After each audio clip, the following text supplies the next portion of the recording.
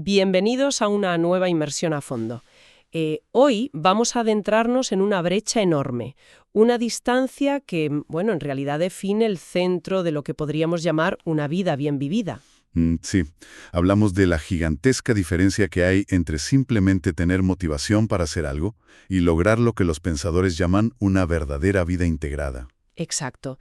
La misión de nuestra exploración de hoy, para quienes nos escuchan, es descubrir precisamente por qué empezar un hábito resulta tan fácil, pero mantenerlo en el tiempo requiere un cambio profundo, un cambio absoluto en nuestra propia identidad. Y para lograrlo tenemos sobre la mesa una montaña fascinante de documentos. Es una locura la cantidad de perspectivas que vamos a cruzar hoy. Es increíble, de verdad, porque, a ver, hemos cruzado reflexiones que van desde la filosofía estoica más pura de hace 2000 años, con figuras como Epicteto, Séneca. Hasta llegar a mentes modernas, abordaremos ideas sobre la creatividad, la productividad y la historia, con autores contemporáneos como, Steven Pressfield, Robert Greene, Simon Sinek o Ryan Holiday. E incluso sumaremos a pensadores de la talla de Anthony de Melo, San Agustín y Mark Twain. Todo un arsenal. Totalmente. Un arsenal de perspectivas para entender un solo concepto. Y el punto de partida, la premisa que enciende todo este debate en nuestros documentos, es fascinante. La motivación no es más que un motor prestado. Eso es. La motivación te lleva a la línea de salida. Sí. Claro, te hace comprar el diario en blanco, o ponerte las zapatillas de correr, o escribir esa primera página con muchísima ilusión. Pero hasta ahí llega. El hábito, por su parte, es lo que mantiene el fuego vivo. Sin embargo, los textos apuntan a que hay un tercer elemento. Algo mucho más profundo. Algo que da sentido a absolutamente todo el proceso.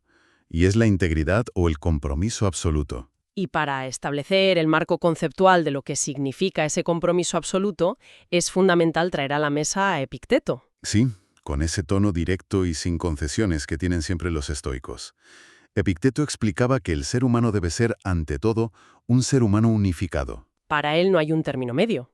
En la vida no existen las matrículas parciales. Ni los compromisos a medias. Epicteto lo plantea como una dicotomía estricta, casi radical. O nos ponemos del lado del filósofo, lo que significa cuidar nuestro mundo interior y gobernar lo que está bajo nuestro control. ¿O nos ponemos del lado de la multitud? Exactamente, perdiéndonos en la preocupación constante por las cosas externas que, seamos sinceros, jamás podremos dominar. ¿O blanco o negro? O sea, ¿no podemos estar un poco comprometidos con algo importante? Así es. La advertencia aquí es clarísima. Si uno no está totalmente comprometido con una de las dos vías, si intentamos jugar a dos bandas buscando la aprobación externa pero queriendo la paz interna, las fuerzas del mundo acabarán destrozándonos. Inevitablemente. La motivación inicial se evapora precisamente porque falta esa unificación. Falta esa decisión rotunda de pertenecer a un camino. Vale, vamos a desgranar esto, porque conectar esta filosofía antigua, que puede sonar un poco abstracta al principio, con nuestra vocación diaria y el trabajo moderno, resulta sumamente revelador. Sí, aterriza los conceptos muchísimo. Y aquí entra el autor Steven Pressfield con su visión sobre la doble realidad de lo que él llama el artista. Pressfield sostiene que el artista, o cualquier persona que crea algo, habita en dos planos simultáneamente. Es un concepto fascinante. Lo es. Por un lado, esta persona vive en el mundo material, como cualquier otro ser humano. Come, duerme, paga sus facturas, hace la compra en el supermercado. Claro, la vida mundana. Eso es. Pero su verdadero ser, su esencia, habita en el reino de la potencialidad, en lo que puede llegar a ser.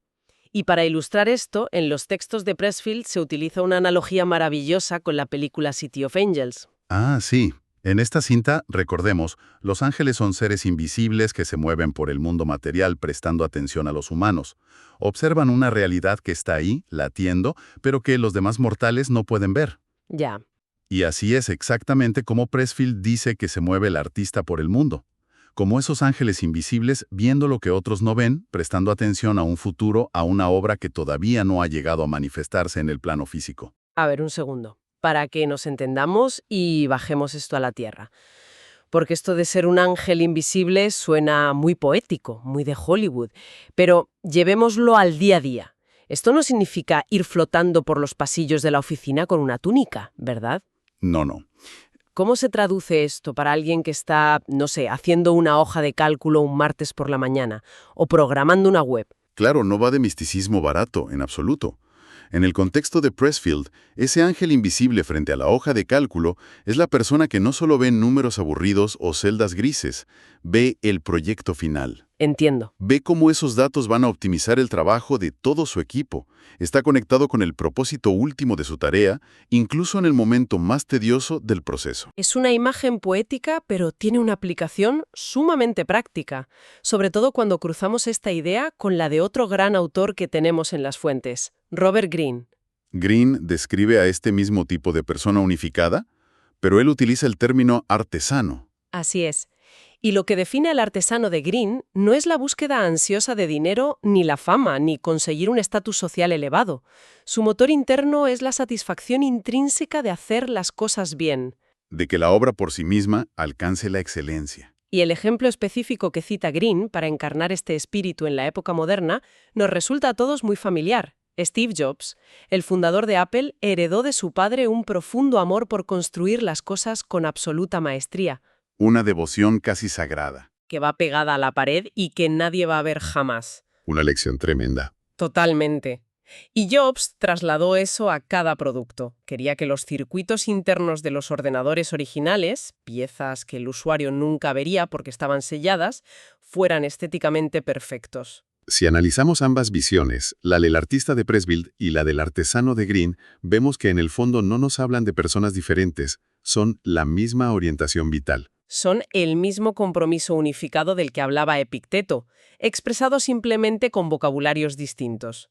Lo que inevitablemente nos hace preguntarnos cómo conviven estas dos energías en nuestra vida diaria. Porque ser un visionario o un ángel invisible está muy bien para la inspiración, pero en el mundo real hay que sacar productos al mercado. ¿Hay que pagar nóminas y terminar proyectos? Exacto, no se puede vivir del aire. Y aquí es donde la síntesis del pensador Simon Sinek entra en juego. Lo fascinante de esto es cómo Sinek conecta ambos conceptos. Él señala que el pragmatismo puro por sí solo es incapaz de imaginar un futuro audaz. Claro, te quedas atascado en el presente. Si somos puramente pragmáticos, carecemos de visión. Pero por otro lado, el idealismo puro, el estar siempre en las nubes imaginando cosas maravillosas, no logra hacer absolutamente nada en el mundo material. Se queda en humo. Se necesita una mezcla delicada. Efectivamente. El artista imagina y proyecta, mientras que el artesano pule y ejecuta. Y lo que unifica a ambos perfiles, lo que los convierte en ese ser humano integrado, es a quién sirven. No sirven al mercado, no sirven a las opiniones cambiantes de la multitud ni a las tendencias virales. Sirven única y exclusivamente a la obra en sí. Ese es el núcleo absoluto de la vida profesional integrada. Aquí es donde se pone muy interesante. Porque la idea de integración no solo aplica a escribir una novela o diseñar un ordenador o liderar una empresa. Y menos mal, porque la vida es mucho más que nuestro trabajo. Desde luego. Todo esto aplica de manera brutal a los momentos más cotidianos y ordinarios, a las cenas, al tiempo que pasamos con la familia, a las charlas en el coche. En los textos de Ryan Holiday, específicamente en su obra Daily Dad, encontramos una historia tremenda sobre el difunto presentador de la cadena deportiva ESPN, Stuart Scott. Una figura muy conocida por su carisma, que lamentablemente falleció de cáncer.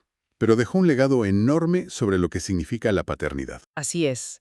Resulta que una vez, cuando sus hijas eran pequeñas, una mujer se acercó a Stuart Scott en un evento y le hizo un cumplido. Le dijo con una sonrisa que era maravilloso que estuviera haciendo de canguro con sus hijas esa noche, para dar un respiro en casa. Madre mía. La mujer lo dijo seguramente con toda la buena intención del mundo. Pero Scott entendió al instante que aquello en realidad era un insulto camuflado. Y no le faltaba razón para sentirse ofendido. Para nada. Revelaba una asunción cultural muy arraigada y muy tóxica. La idea de que los padres, los hombres, son figuras opcionales o periféricas en la crianza, como si fueran simples ayudantes. Ya ves. Scott lo tenía clarísimo y su respuesta interna fue tajante. Un padre no puede hacer de canguro de sus propios hijos. Simplemente está siendo su padre. No es un favor que le hace a nadie, no es un turno de guardia que asume por unas horas. Es su identidad permanente. Si conectamos esto con el panorama general, la anécdota de Stuart Scott es la encarnación perfecta y moderna de la premisa de Epicteto. Totalmente. Pensemos en ello. Un canguro, por definición, realiza una función temporal. Cubre un hueco, hace su trabajo a cambio de una tarifa, y luego se marcha a su casa y se olvida. Desconecta. Pero un padre, un verdadero padre integrado, habita una identidad. No se quita el traje de padre al salir por la puerta. Exacto. La persona unificada no separa quién es de lo que hace. Cuando la mujer usó la expresión hacer de canguro, estaba fragmentando la identidad de Scott, reduciéndola a una simple tarea transitoria. Y la negativa rotunda de Scott a aceptar esa etiqueta es la misma negativa del filósofo estoico a dejarse llevar por la mediocridad de la multitud. Es la decisión consciente, profunda y a veces agotadora de estar plenamente presente. Y hablando de estar plenamente presente, hay un apunte genial del autor Zig Ziglar en los documentos sobre ese poder físico y transformador de la presencia. Ziglar aportó una observación sobre esto que parece sencillísima, pero tiene un impacto arrollador. Decía que la forma más segura de quitarle a alguien el resentimiento o de quitarle un peso enorme de encima es simplemente darle una palmada en la espalda o ponerle una mano en el hombro. Parece un simple gesto físico. Lo parece, sí, pero simboliza que la presencia genuina transforma la realidad. Cuando estamos plenamente presentes con alguien, cuando no estamos simplemente haciendo acto de presencia física, mientras miramos el móvil de reojo o pensamos en el correo que tenemos que responder, damos algo que no se puede fabricar artificialmente. Nos damos a nosotros mismos. Esa entrega total y sin fisuras es la diferencia exacta entre el canguro que vigila que los niños no se caigan y el padre que cría. Y esta entrega total nos lleva inevitablemente a un terreno bastante más áspero. Porque estar plenamente presente implica estarlo cuando las cosas van bien, claro, pero sobre todo cuando las cosas van rematadamente mal. El lado oscuro de todo esto. Esto nos introduce en la paradoja de la adversidad y el peligro oculto de lo que podríamos llamar la esperanza condicional. Hay una historia muy impactante del pensador Anthony de Melo que ilustra esto a la perfección, y advierto que no es fácil de escuchar. Es cierto, es una historia que sacude bastante. De Melo cuenta el caso de un joven que despilfarra absolutamente toda su herencia. De la noche a la mañana, por malas decisiones, se queda en la más absoluta ruina. Sin un céntimo. Sin un céntimo y, por supuesto, abandonado por todos los que decían ser sus amigos. Desesperado y roto, acude a un maestro espiritual buscando consuelo, o al menos esperando una predicción optimista sobre su futuro. Y la respuesta no es la que espera. Para nada. El joven, con lágrimas en los ojos, le pregunta si volverá a ser rico alguna vez, si recuperará su vida. Y el maestro lo mira y le responde con una franqueza que hiela la sangre. Le dice, no. Te acostumbrarás a no tener dinero y a estar solo. Una respuesta letal. Espera, es que esto suena durísimo. Cualquiera que lea esto pensaría que ese maestro no tiene corazón. Es casi cruel. ¿Por qué le dice algo tan despiadado a alguien que lo acaba de perder todo y está buscando ayuda? Entiendo perfectamente esa reacción, porque choca frontalmente con lo que solemos escuchar. Pero el análisis que hace de Melo nos muestra que la actitud del maestro es todo lo contrario a la crueldad. En realidad, es la forma más profunda y genuina de cuidado que le podía ofrecer. Cuidado. Sí, cuidado. Al darle esa respuesta tan cruda, el maestro se niega rotundamente a dejar que el joven organice el resto de su vida en torno a una esperanza falsa que muy probablemente nunca llegará a materializarse. Le está rompiendo la burbuja. Le está impidiendo anclar su identidad, su valor como persona, a una fantasía de rescate en la que vuelve a ser millonario. Y esto es vital, porque la esperanza, cuando está mal ubicada, cuando depende de factores externos que no controlamos, puede ser absolutamente letal para nuestra psique. Totalmente letal. Y sobre lo destructiva que puede ser esa esperanza mal ubicada, los documentos incluyen un relato que pone los pelos de punta. Y quiero hacer una pausa aquí porque es un tema denso, muy grave, pero vital para entender este concepto. Sí, la historia de Ryan Holiday. Exacto. Holiday rescata en sus textos la trágica historia de una amiga de la famosa psicóloga y superviviente del Holocausto Edith Eger. ¿Un testimonio histórico sobrecogedor? Lo es. Esta mujer, estando prisionera en las condiciones infrahumanas de un campo de concentración nazi, basó absolutamente toda su fuerza para sobrevivir en una fecha específica.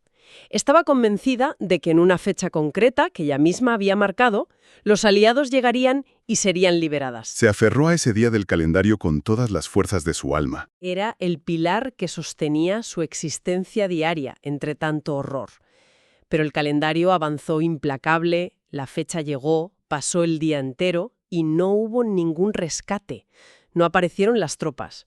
Y poco después, esta mujer murió en el campo. Y el detalle desgarrador, según relata Eger, es que no murió a causa de una enfermedad física fulminante o por inanición extrema. Murió literalmente de un corazón roto, de pura desesperación. Es una tragedia inmensa. Y choca muchísimo leer esto, porque la cultura popular siempre nos ha enseñado que la esperanza es lo último que se pierde. Que es lo único que nos mantiene vivos en la oscuridad. Pero aquí vemos exactamente lo contrario. La esperanza de un rescate externo, en una fecha concreta, era su único oxígeno.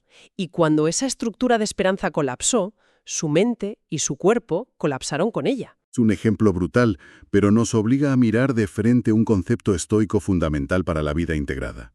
El amor fati, o el amor al destino. Que suele malinterpretarse bastante. Muchísimo.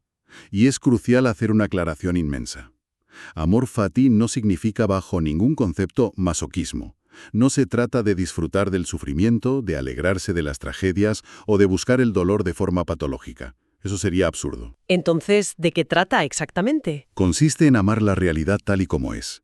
Y más específicamente, amar lo que ese sufrimiento ineludible revela sobre nuestras propias capacidades. La ruina económica del joven en el cuento de Demelo. O una enfermedad grave que nos cambia la vida, o incluso los años que sentimos perdidos en una relación que finalmente no funcionó.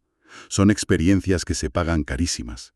El peaje emocional y físico es altísimo. Nadie en su sano juicio pediría pasar por eso. Superarlas y no huir de ellas mediante esperanzas falsas, desbloquean algo en nuestro interior que la comodidad y la seguridad jamás podrían desbloquear. Nos muestran de qué estamos hechos realmente, cuál es nuestro nivel de resiliencia.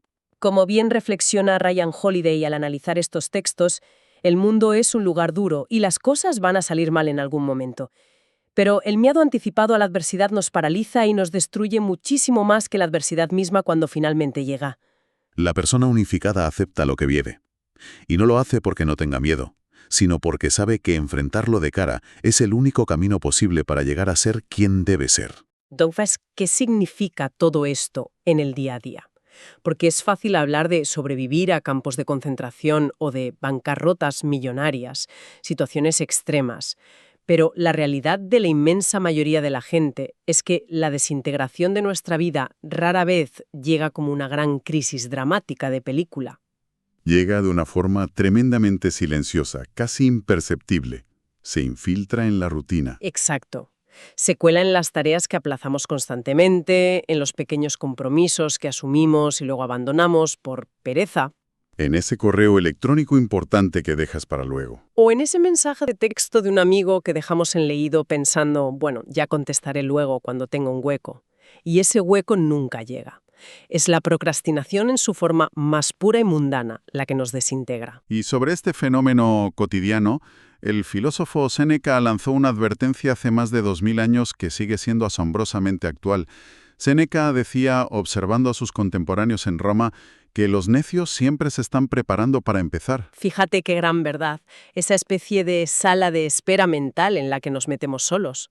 Tal cual, porque cuando aplazamos algo importante, cuando decimos, el lunes empiezo la dieta o el mes que viene arranco el proyecto, no nos vemos a nosotros mismos como personas que están rindiéndose. Nuestro cerebro nos protege de esa culpa. Al contrario, nos vemos como personas diligentes que están a punto de empezar. Que están reuniendo las condiciones ideales y así acabamos viviendo perpetuamente en la sala de espera de nuestras propias vidas, aguardando un momento de motivación perfecta que sencillamente jamás llega. Y frente a esta parálisis por análisis, la solución que aporta Ryan Holiday, basándose en los estoicos, es vergonzosamente simple.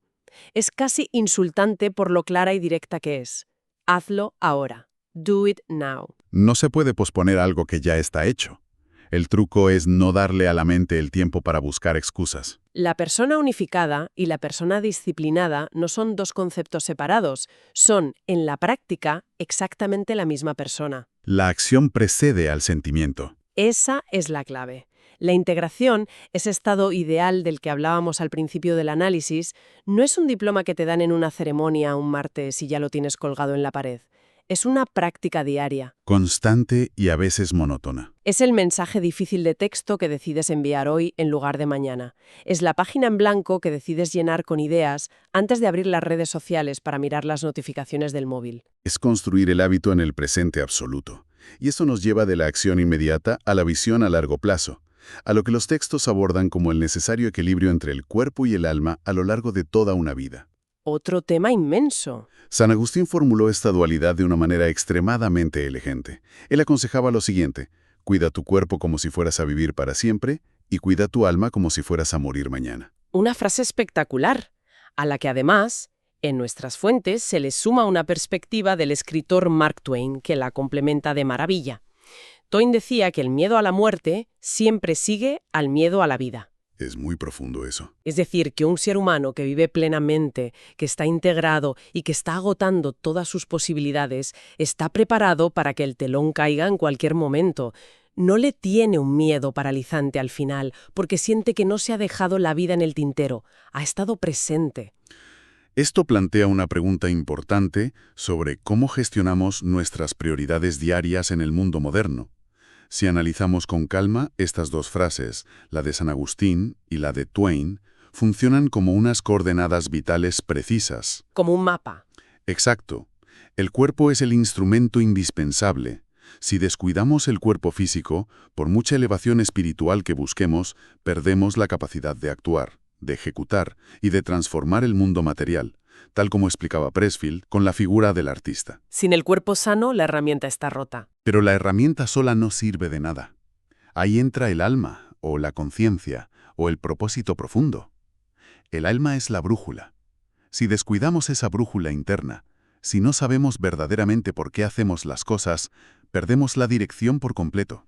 Seremos muy productivos, pero estaremos corriendo a toda velocidad hacia ninguna parte. Atender a ambos aspectos, cuidar el instrumento y calibrar la brújula, con la paciencia inagotable de un artesano y la urgencia ardiente de un artista, es lo que nos permite estar plenamente presentes y unificados.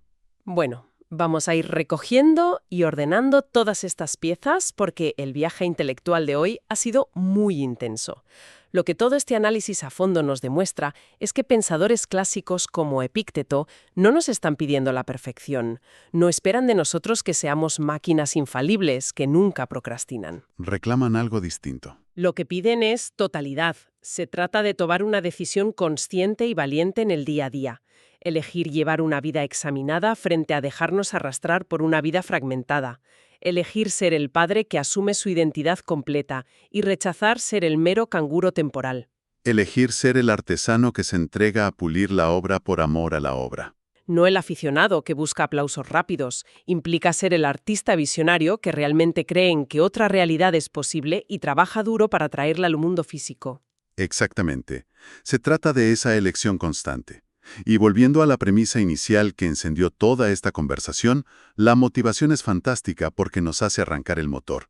Pero es la decisión firme de integrar, de hacer que nuestros valores sean internos y que los buenos hábitos se vuelvan automáticos, lo que realmente nos mantiene en marcha a pesar de los obstáculos o la pereza. Una mente en calma refleja paz exterior, sí. Pero esa calma no es un regalo mágico. Es una calma que hay que ganarse a pulso todos los días, enfrentando la incomodidad, rechazando activamente la falsa esperanza y decidiendo ser un ser humano unificado. Es un reto diario espectacular y complejo. Y antes de cerrar este espacio, hay algo que sobrevuela todo lo que hemos analizado hoy y que merece una última vuelta de tuerca. Si lograr una vida unificada requiere la integración total entre lo que somos y lo que hacemos, ¿qué ocurre con nuestro yo unificado en el entorno digital moderno en el que vivimos hoy en día? Esa es la gran paradoja de nuestro tiempo. Vivimos en una época tecnológica que nos empuja constantemente a crear avatares virtuales y a proyectar múltiples personalidades fragmentadas a través de las redes sociales. Somos una persona muy seria y profesional en el trabajo, otra persona con una vida idílica en una plataforma de fotografías y quizá una tercera persona, mucho más reactiva, en una red de opiniones rápidas. Nos dividimos por diseño. La pregunta que queda flotando para quienes nos acompañan es ¿cómo se mantiene uno entero? ¿Cómo conserva uno esa integridad estoica cuando la sociedad actual recompensa financieramente la fragmentación de nuestra identidad?